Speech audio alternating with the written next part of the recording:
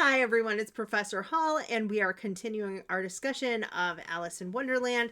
If you have not watched the first video on this, please go back and do so, because I talk about the author, some of the scandals surrounding the author, or at least controversies, and a bit about the background of the book. That's a lot of B's. And then I talk about the first 3 chapters. So we are picking up here with chapter 4.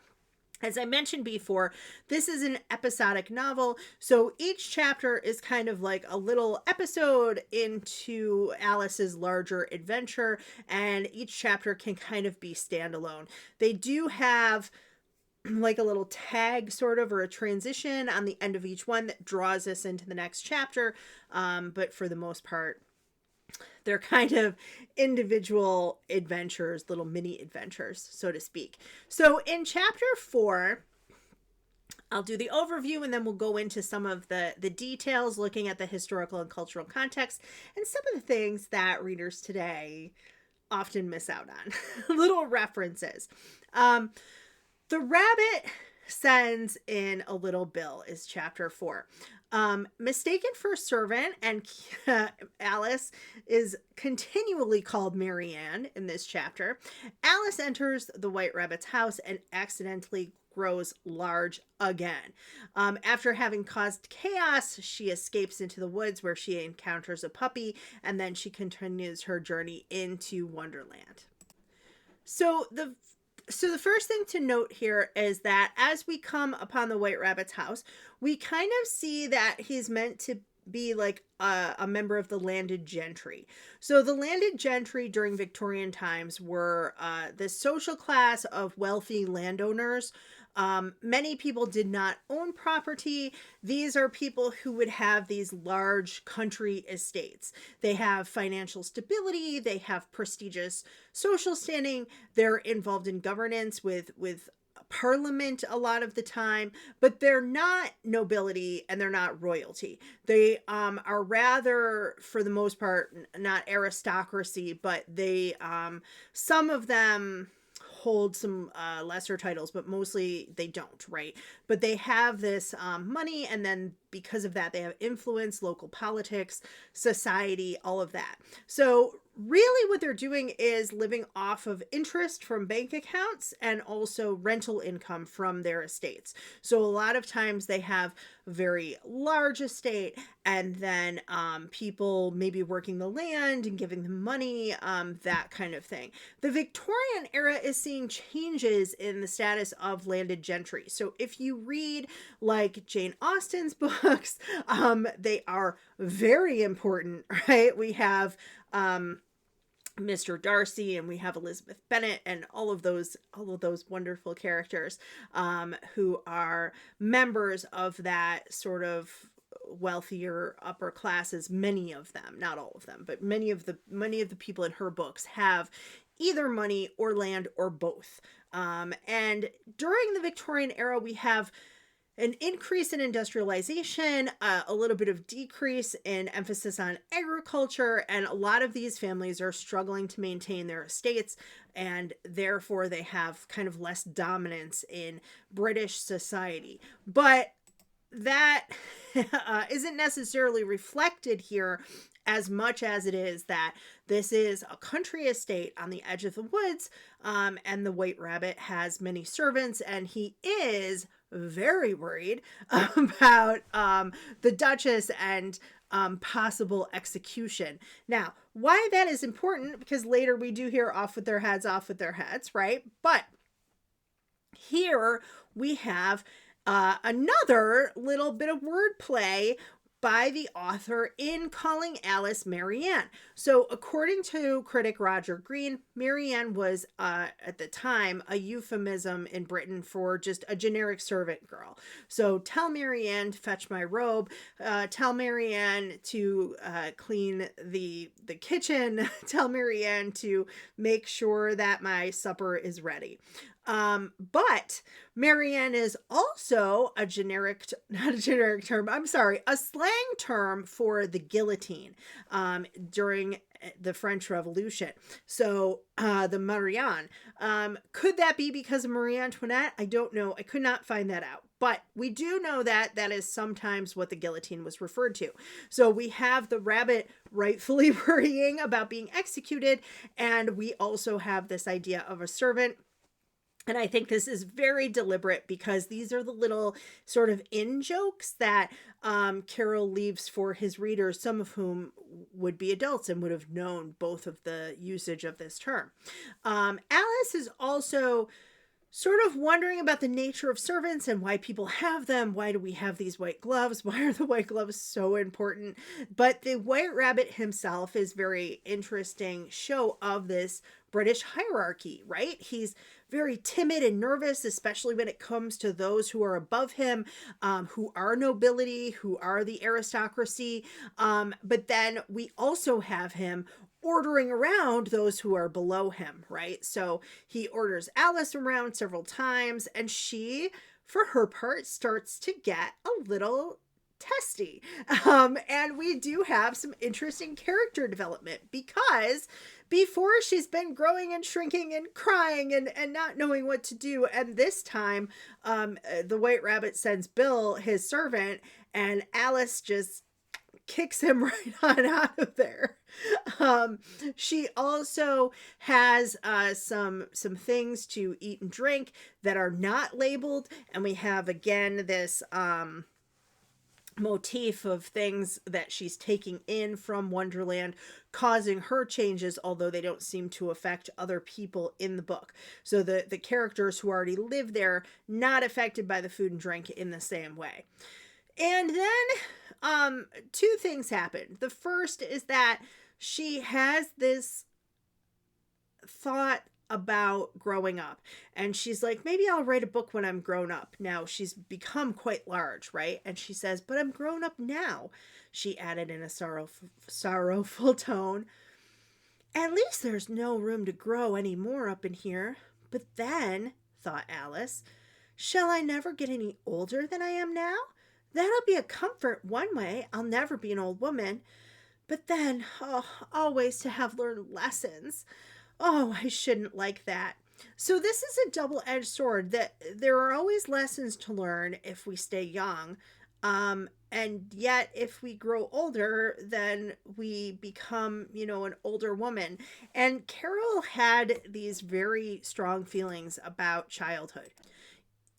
I talked about the controversies with him before, but I don't know if I mentioned this, that he had what he considered kind of an idyllic childhood. He went to rugby school for a time after being educated at home for a long time, and he did not like it there as much. So he comes back home, and then he's admitted into college. And 2 days after starting college, his mother passed away. I think that really did have an effect on him. He is this guy who, many scholars believe may have been on the autism spectrum. Regardless, he has, he talks with a stammer. He has a nervous demeanor sometimes. He feels more comfortable talking with children. And he writes letters with these sort of self-pitying jokes like, some children have the most disagreeable way of getting grown up. I hope you don't do anything of the sort before we meet again.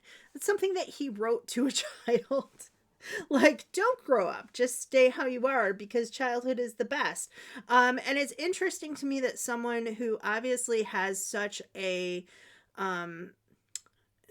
trouble becoming an adult and therefore idealizes his childhood to such a large extent, that this book really played into some of those same sentiments and has this very nostalgic longing for this time of life. And poor Alice is like, I don't want to really grow up, but will I also stay the same age forever? And in many ways, not the real Alice, but this character, yeah, you're always going to be 7.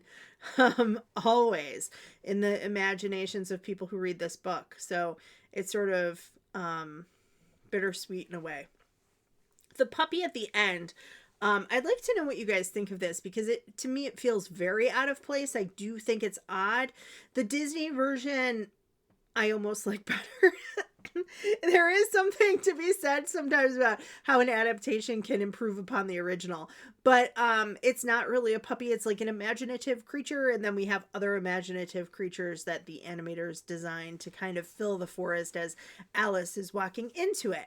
So basically, many people have interpreted this to be like, you know, this creature that is much more familiar to Alice than these talking creatures, the only creature that does not talk to her. And yet, this little bit of comfort is taken away because the puppy is so large in compared to her height that, as she says, it's more likely that it will eat her than play with her. And she feels very saddened by that. Then she comes to meet the blue caterpillar. So we move into chapter 5. And the caterpillar speaks in riddles, advises her how to control her size by eating a special mushroom, and then she manages to sort of get a hold of the height situation and take a little bit more control over that. Now, there's a couple things going on here. First, the caterpillar asks, "Who are you?" in a somewhat rude way. And some people have thought it's kind of like a teacher. Many people have sort of in later adaptations and interpretations added drugs into the mix of this, that there's a hookah and there's magic mushrooms. And I think that that is not necessarily in the original text. We do have instead the illustrations by Tenniel. We know that he and Carol worked on the illustrations a bit together, with him drawing, but obviously the author giving some advice on things. And they were both in agreement that the mushrooms look like real mushrooms, so that children, if they were foraging, would not see things that looked like toadstools or that looked like poisonous, that would be harmful to a child. So I think that that's kind of important to note. The other thing about "Who are you?" Totally lost in today's landscape. This was actually a popular phrase in early Victorian Britain, and in Charles Mackay's classic work, Extraordinary Popular Delusions and Madness of Crowds, he talks about how this was a little like slang catchphrase that sort of sprang up in London, and you'd go into an alehouse and they'd say, "Who are you?" And then everybody would laugh and they'd drink their ale. And it sounds a little silly, but all slang is silly. All slang. My grandmother used to say 23 skidoo. I asked her what that meant, and she said, "Oh, it's just something we said. Like, hey, 23 skidoo, let's blow this popsicle stand." And I'm like, I don't know what any of that means. And now people, I'm going to sound really horribly dumb because that's how slang sounds. But yo, bro, I love this book, no cap. That is also slang. So this weird little bit of slang, kind of like Marianne in the last chapter, I think is something that not a lot of people get who this character is totally supposed to be, because that bit of popular culture has been for the most part lost, except in this book by Charles Mackay from 1841 about that slang going around at the time, and then also Alice in Wonderland, right? And critic John Clark points out that Carol definitely owned this book, probably heard the question shouted at him many a time when it was all the rage among the youth in London. So yeah, it's sort of interesting. And we have again this discussion between Alice and the caterpillar, where he asks her to, recite. And so again, standing very primly and properly to recite. Reciting is memorizing poems for your good at that point in time in Victorian education system.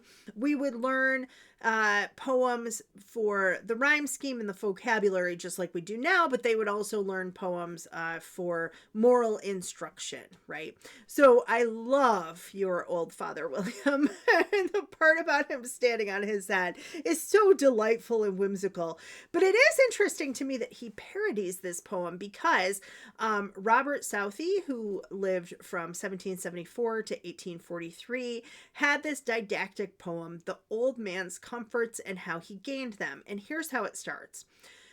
"You are old, Father William," the young man cried. "The few locks which are left you are gray. You are hale, Father William, a hearty old man. Now tell me the reason, I pray."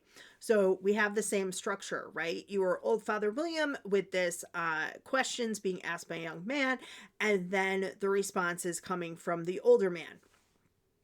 "In the days of my youth," Father William replied, "I remembered that youth would fly fast, and abused not my health and my vigor at first, that I might need them at last." So what's the idea here? That Father William is remembering that youth is fleeting. So the lesson in this stanza is to take care of our body. Don't abuse your health or your vigor, because you never know that you will need them. And you don't want to be unhealthy as an adult because you were unhealthy as a child. But there is also this idea here that youth is fleeting, and that childhood is just a short period of time. And so we have to cherish it. And so it's interesting because it's not like Lewis Carroll is at cross purposes with this poem. He's doing a parody of it, but I do think that there are some sentiments here that are also in our book. So it's an interesting choice to sort of make fun of a little bit. And then at the end, so it's a small detail, but again, I think an important cultural note. The caterpillar almost seems to read Alice's mind. Carroll was an enthusiastic charter member of the Society for Psychical Research, and his library had a lot of books on the occult. Now, at that time, that was not necessarily in conflict with his faith. I will say that. I think that many people now would think so. At the time, it was kind of like when we say occult, that's not the same as cult. It's like secret knowledge, okay? And there were these ideas kind of floating around. Arthur Conan Doyle was also a member of societies like these. There were these ideas kind of floating around that we're learning more scientifically, we're advancing scientifically. So, yes, when spirits depart, where do they go? Do they go straight up to heaven or to hell? Or are they kind of in this in-between place where maybe we could find ways to sort of cross science with spirituality and contact the spirits?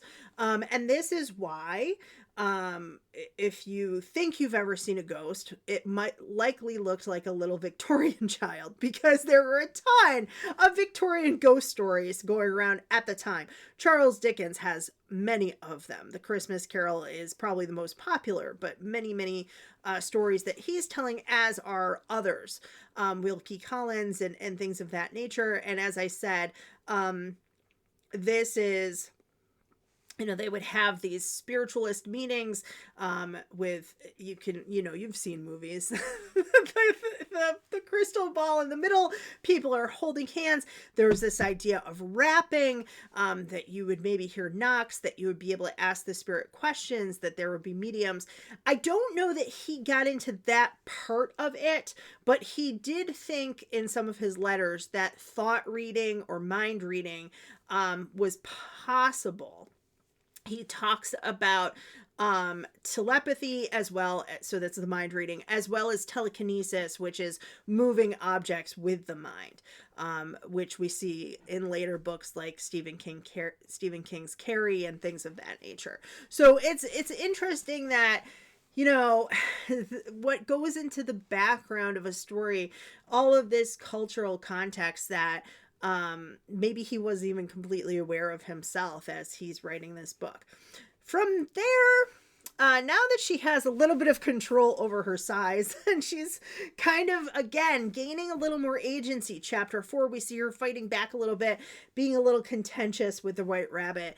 And then chapter 5, we really see her being more contentious with the Blue Caterpillar and not just deferring to him completely, right? And then in chapter 6, so chapter 6 is fascinating to me as well because it's left out of a lot of adaptations. I think that part of that is because it's really disturbing. It's really disturbing. We have these a frog and a fish who are footmen. Alice is greeted by them. She visits the Duchess, who has this very chaotic household. The cook is aggressively throwing ingredients, and there's pepper in the air, and the Duchess's baby is passed to Alice, and then it turns into a pig. And then at the end, she meets the grinning Cheshire Cat. So many adaptations, including Disney, kind of leave this out. And then we have from the forest, that's where we meet the cat. To me, there are some important things going on here because we're seeing all different types of scenes from Victorian society, right? We have the landed gentry. We're going to have a tea party next. Here we have a very domestic scene, meaning that it takes place in a home, that we have a mother, although one with a title, who has... she has these proverbs, but they're nonsensical, and she very clearly does not even know anything herself. The pepper is sort of suggested of the fiery, peppery temper of the Duchess, and then the baby turning into the pig. So in Carol's other work, Sylvie and Bruno, there is another unpleasant child who turns into a porcupine. Many people have kind of wondered, like, what exactly does this symbolize, or is this just supposed to be more ridiculousness that is just sort of plaguing Wonderland? I kind of ask, is this how the talking animals come to be in Wonderland? Do we have, anthropomorphized animals like the White Rabbit and so forth, and the mouse and the dodo? Do they start as human babies and then take their eventual form? I don't know. I don't know. I wish that I did. I wish that there were like kind of a more definitive answer.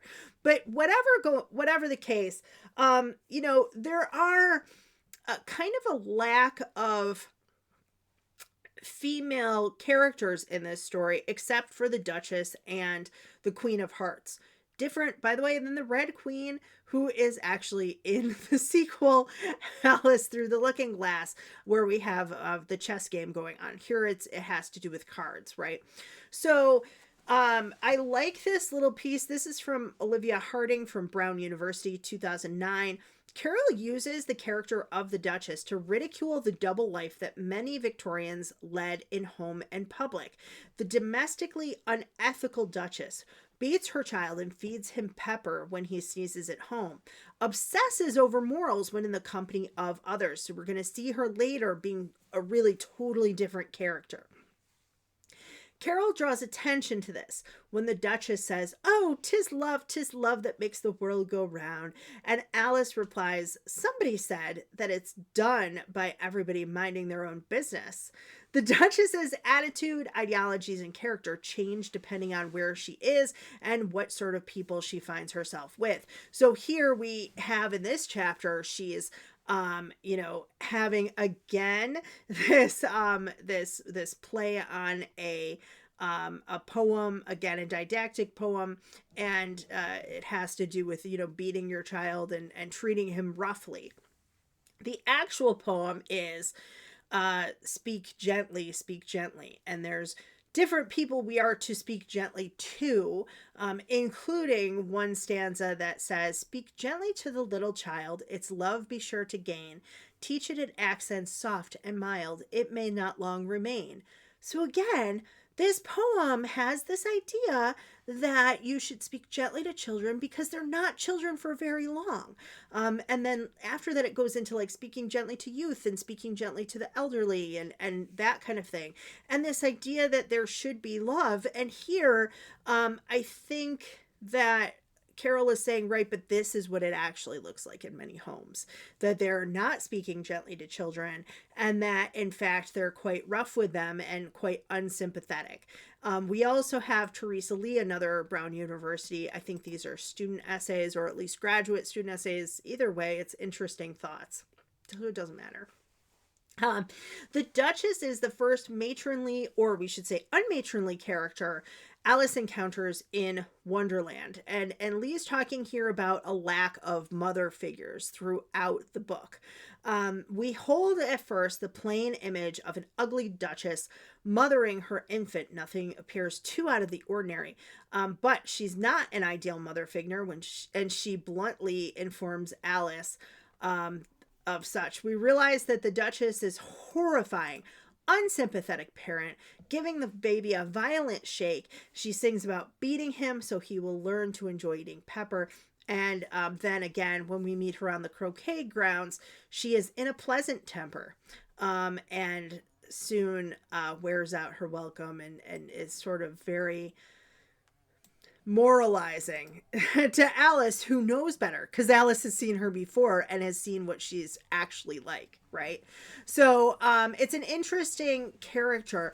The painting, the picture here drawn by John Tenniel appears to be an almost identical image to a Flemish artist, Quentin Matisse, who has a famous painting of the Ugly Duchess. And obviously you're just seeing me right now, but I highly recommend you Google painting Ugly Duchess because it's really, really close to the picture that Tenniel portrays, which is interesting because that is one picture that sort of is in contrast to the text. The text describes, pointing chin and things like that, and very ugly, and kind of ugly is the only part that the artist captures in his interpretation of the book. And then we meet Cheshire Cat. Grinning like a Cheshire Cat is a common phrase in Carol's day.